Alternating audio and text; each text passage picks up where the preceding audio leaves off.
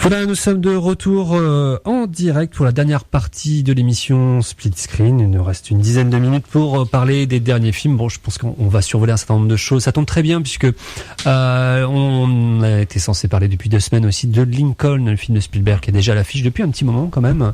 Me semble-t-il, ça va faire 2-3 semaines. Je vais regarder, j'en profiter pour regarder pendant que je ne sais pas qui tape dans le micro. Je crois que c'était Chloé. Voilà. Oui, parce qu'il est déjà sorti depuis. Bah oui, ça fait un petit moment. Ça fait depuis le 30 janvier. Mais il reste toujours à l'affiche. Il y a du monde. Bah oui. Et puis il était au Luxe, c'est ça, et il va continuer au Café. Non, c'est inverse. Il était au Café Images, il va continuer au Luxe. Enfin, il navigue. Donc à droite à gauche. Puis surtout que là, c'est l'occasion de le voir en VO. Donc on va vous. Oui, voilà. Alors, on va se garder Lincoln la semaine prochaine puisqu'il restera en fait en actu. Et puis il y aura peut-être l'occasion qu'on soit un peu plus nombreux à l'avoir vu et plus à échanger. Donc on va se mettre ça de côté. On va peut-être parler tout de suite puisque vous le propiosez.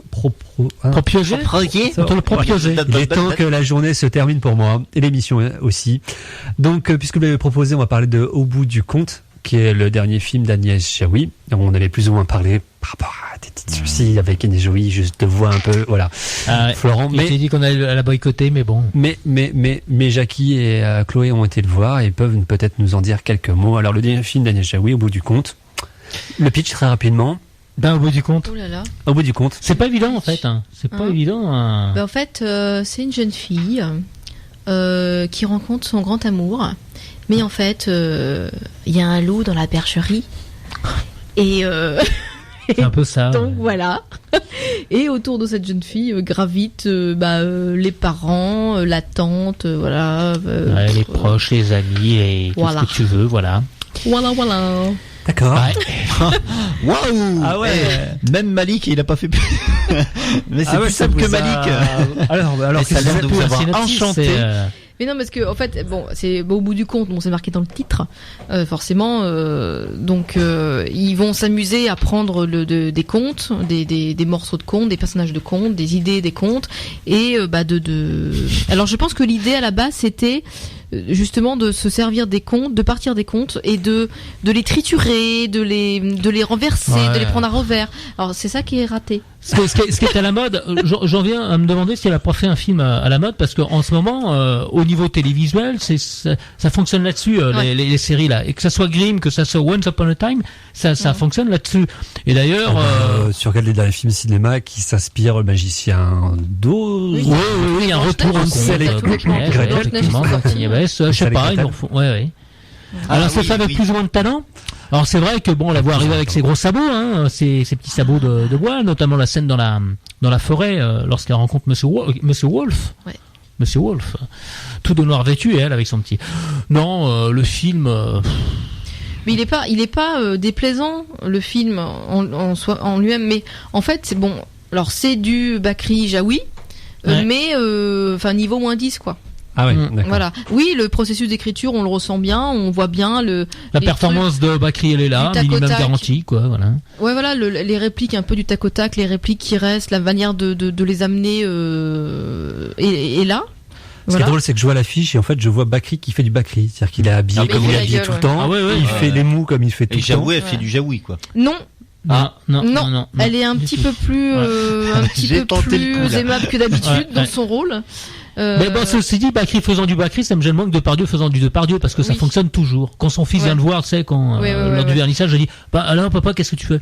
Ah bah je me fais chier. Voilà. Le fait qu'il dise ça, ça serait un autre acteur, ça passerait pas, mais alors là tu es obligé de te prendre la gueule, parce que Non, puis la structure du film est assez filoche, elle utilise un petit peu c'est un peu le bordel. Oui, voilà, je vois pas où ça se laisse regarder, mais c'est vrai qu'il n'y a pas de alors pour le scénario, on vous a dit c'est compliqué. Oui, et le rapport entre les personnages, t'as compris au départ? J'ai eu du mal, moi.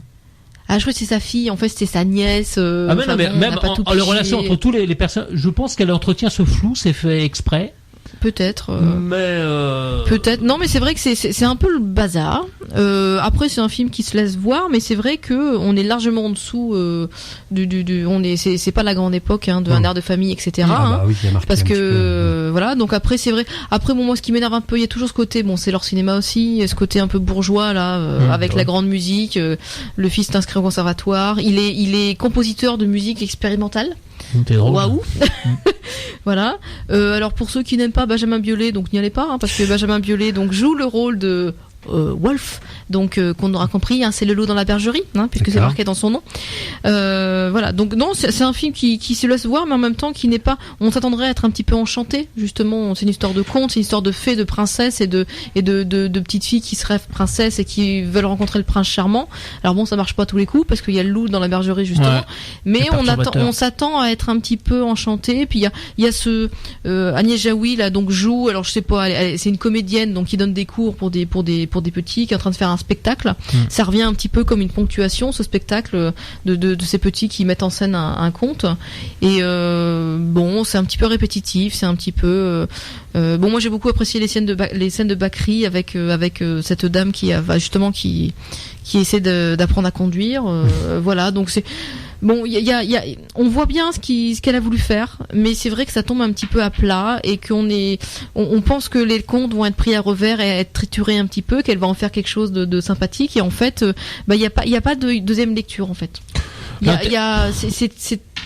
Ouais, enfin c'est du premier degré. C'est comme on le voit, le petit chaperon rouge, bon bah c'est clair et net, hein, voilà, il y a pas de deuxième lecture, il y a pas à gratter quoi. L'intérêt d'Élite, je trouve. Au début, elle essaye des choses au niveau visuel. Je pense qu'il y a une séquence, un moment où elle joue un petit peu sur la confusion de notre rapport à la réalité et le conte. Un moment quand il discute dans la cuisine avec sa fille, au fond, dans la profondeur de champ, tu vois tu l'identifies pas, mais t'as le poisson, dans le gros poisson qui passe, tu dis, le plan aussi, quand elle va à la soirée où tu la vois, il y a des images en trompe-l'œil avec les voitures sur le parking. Elle essaye de mettre de la féerie, et c'est vrai que tous les débuts de plan, commencent par, le début du film. Un petit peu aussi sur la suite, ça s'essouffle, mais ça reste, c'est comme crayonné. On a l'impression de dessin, et ensuite, je sais pas comment on appelle ça. Sorte au fusain, oui. Oui, enfin, un dessin, et ensuite ça arrive sur l'image réelle, quoi. Voilà, donc c'est, je sais pas pourquoi, pour nous dire, on est dans le conte et dans l'imaginaire. Oui, c'est ça, oui, on est dans le. Voilà, mais c'est vrai que du coup, c'est un petit peu systématique et que. Elle le laisse tomber d'ailleurs après. Ouais, à la fin. ouais, donc. Cette structure-là, elle se. Voilà, en gros, ça aurait pas été Agnès Jaoui, ça aurait pas été. Bah moi honnêtement, je suis allée le voir pourquoi, parce que c'était le nouveau de Bakri Jaoui. C'est vrai que moi ils ont une écriture que j'aime bien. Je trouve qu'il d'habitude fonctionne très très bien. Mais là en l'occurrence. Bon, c'est vrai que peut-être la surprise ici, c'est Agnès Jaoui qui a un rôle que peut-être elle est sympathique. Peut-être plus sympathique, plus j'ai lu ça quelque part, je trouve que c'est très vrai, plus arrondi. Alors bon, en termes au sens propre comme au figuré, mais voilà, ça part de la vieillesse, du temps qui passe aussi, donc c'est vrai que là-dessus peut-être qu'il y a une réflexion de sa part à elle, de se mettre en scène aussi là-dessus, parce que bon, elle vieillit aussi. Ouais, elle est pas si vieille, elle a 50 ans. Elle vieillit aussi, et c'est vrai qu'il y a plus de rondeur dans son jeu. Alors en tout cas pour ce rôle-là, est-ce que c'est son jeu ou est-ce que c'est ce rôle-là? Faudra peut-être attendre le prochain, mais c'est vrai que c'était une réflexion que j'ai vue dans une critique, et je trouve ça assez vrai. D'accord. Faut attendre le 13 mars. Votre conseil, à voir, à pas voir? Oui, c'est un film sympathique, c'est un film en tout cas qui marche bien. Quand j'y suis allé, c'était quasiment rempli, et puis quand je suis allé voir, on s'est vu quand on était allé voir Mobius, il y avait aussi jusqu'au 2 avril au Café Zimage. Voilà, ce que j'ai et après c'est repris au luxe. On verra ce que le bouche à oreille fait ou pas. D'accord. Oui, parce que je pense qu'il y a beaucoup de gens comme nous qui vont le voir parce que c'est ce couple-là mais quand le bouche à oreille marche pas, le film finit toujours par s'essouffler. Enfin bon, personnellement, je me suis pas ennuyé, quoi. Non, mais bon, c'est vite vu, vite oublié, quoi. Donc le public canet n'est pas rancunier, voilà. Ils savent pas les.